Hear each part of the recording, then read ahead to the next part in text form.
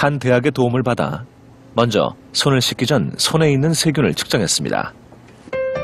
다음으로는 현재 시중에서 판매되고 있는 항균 제품 3가지를 선택한 후 각각의 제품을 이용해 손을 씻은 다음 세균의 양을 다시 측정해 보기로 했습니다. 눈에 보이지 않는 세균은 정말 줄어들었을까요? 제품별로 차이가 나긴 하지만 세균의 양이 급격하게 줄어든 것을 확인할 수 있습니다. 이를 다시 항균 성분이 없는 일반 비누와 비교해봤습니다. 항균 제품에 비하면 강력한 수준은 아니지만 일반 비누만 사용해도 세균의 양이 줄어든 것을 볼 수 있습니다. 이렇게 차이가 나는 건 트리클로산과 클로록시레놀과 같은 항균 물질이 들어가 있기 때문인데요. 살균 효과가 뛰어날수록 과연 우리에게 좋기만 한 걸까요? 인간은 태어나면서부터 다양한 미생물하고 접촉하면서 살게 되는데 이 과정에서 질병에 걸리기도 하지만 면역력이 강해져서 궁극적으로 더 건강해집니다. 근데 만약 주변에 있는 세균들을 다 제거하고 산다고 하면 물론 그럴 수 없겠죠. 어느 날 새로운 세균이 강력한 세균이 나타나서 인간이 거기 노출되면 아주 치명적인 피해를 입을 수 있습니다. 사실 인간이 세균에 대항하는 가장 강력한 무기는 항생제입니다. 감기 같은 잦은 질병에도 항생제부터 쓰는데요. 이렇게 많이 써도 문제는 없을까요? 균형이 유지가 되려면 가능하면 항생제의 섭취를 자제해야 될 필요가 있습니다. 왜냐하면 항생제는 어떤 정해진 그 목표 세균만 죽이는 게 아니고 그냥 일반적인 세균들 다 거의 다 죽이는 거거든요. 무차별적으로. 지나친 항균으로 무균에 가까운 청결을 만드는 것은 인간의 삶에 유익하기만 한 걸까요? 이에 대해 2006년 흥미로운 연구 결과가 발표됐습니다. 국내 연구진이 지역별, 연령별 A형 간염 항체 보유를 조사한 결과 강남에 살고 있는 20대에게서 가장 낮게 나타났습니다. 이는 A형 간염에 걸릴 가능성이 가장 높다는 의미인데요. 서울 강남권에 사는 20, 30대 연령층이 A형 간염에 가장 취약한 것으로 조사됐습니다. 삼성 서울병원이 지난 2006년 건강한 성인 남녀 250명을 대상으로 A형 간염 항체가 있는지 조사했더니 20, 30대는 25%에 불과했습니다. 후진국 질환으로 불리는 A형 간염에 대한 편견을 깬 것입니다. 배설물이나 환자와의 접촉을 통해 전염되기 때문에 깨끗한 환경에서는 잘 걸리지 않는 질병이었는데요. 왜 어릴수록, 도시에 살수록 감염될 가능성이 높은 걸까요? 역설적으로 선진국에서는 성인에서 이런 A형 간염 발생이 늘어나는 것이고요.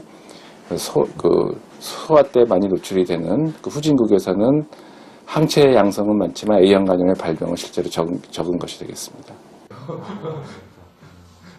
우리는 과거 A형 간염을 앓았던 적이 있는 20, 30대 성인을 대상으로 어린 시절 자라온 환경을 조사해봤습니다. 환절기에는 꼭 감기는 걸리는 편이었고요. 항상 감기는 달고 살았던 것 같아요. 알레르기, 비염은 항상 갖고 다녀서 항상 코를 훌쩍거리며 그랬던 것 같아요. 뭐 미술학원이나 아니면 수학학원이나 아니면 과외를 받는다거나 했었던 것 같고요. 집에 와서는 뭐 컴퓨터 게임을 했었던 것 같고 아니면 친구들이랑 그냥 집에서 뭐 공기놀이를 한다거나 뭐 그랬었던 것 같아요. 또 흥미로운 사실이 있습니다. 지역과 상관없이 40세 이상의 성인은 90% 이상 A형 간염 항체를 가지고 있었는데요. 이 같은 극명한 차이는 왜 나는 것일까요?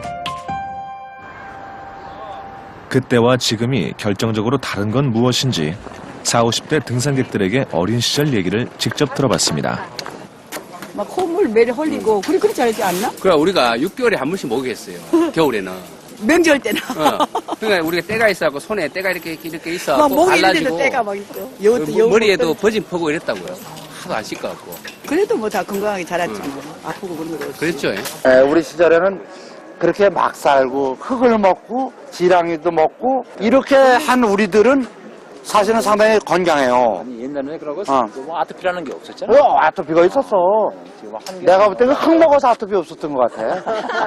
우스갯소리만은 아닙니다. 당신의 몸에서 기생충을 몰아냅시다. 불과 60, 70년대만 해도 학교에서 체변 검사를 하고 기생충 약을 먹는 건 흔한 풍경이었습니다. 그리고 이따금 구충제를 먹는 것도 잊지 말아야겠습니다.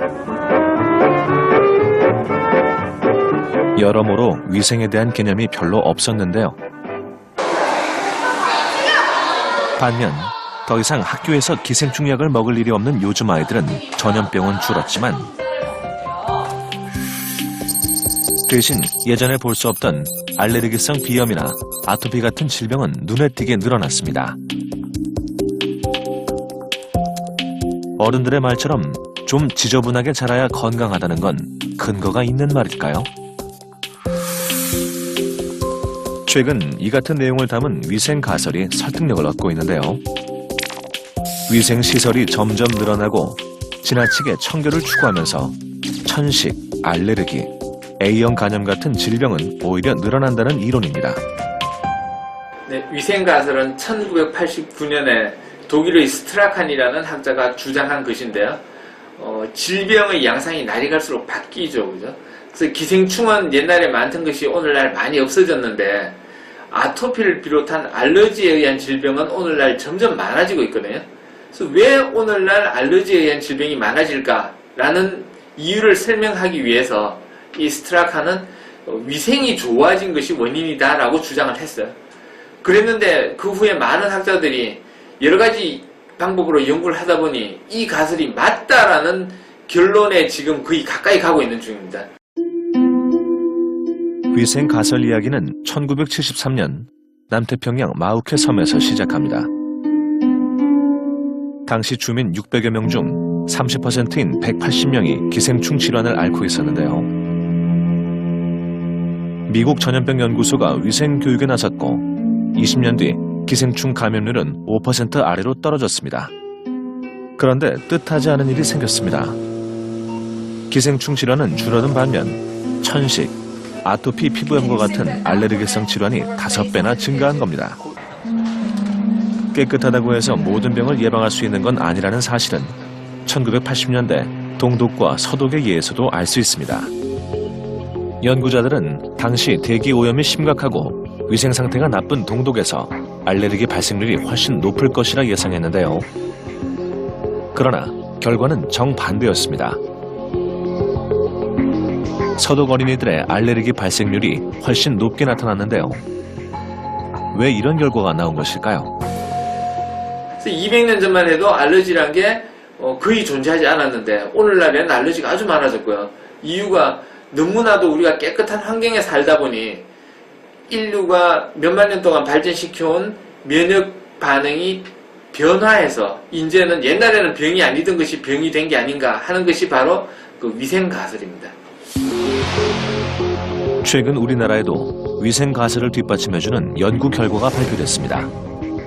시골에서 자란 아이들이 도시 아이들보다 알레르기 발병률이 낮다는 것입니다. 주변 환경에서 접하는 이런 세균이나 미생물들에게 적절하게 노출이 되고 이러한 자극들이 우리 몸의 면역 발달을 건전하게 이루어지는데 아마 도움이 될 것이라고 생각을 하고 있습니다. 미생물과의 접촉은 매우 중요합니다. 실제로 유럽의 농가에서는 갓난 아이를 축사에 데려다 놓고 키우기도 합니다.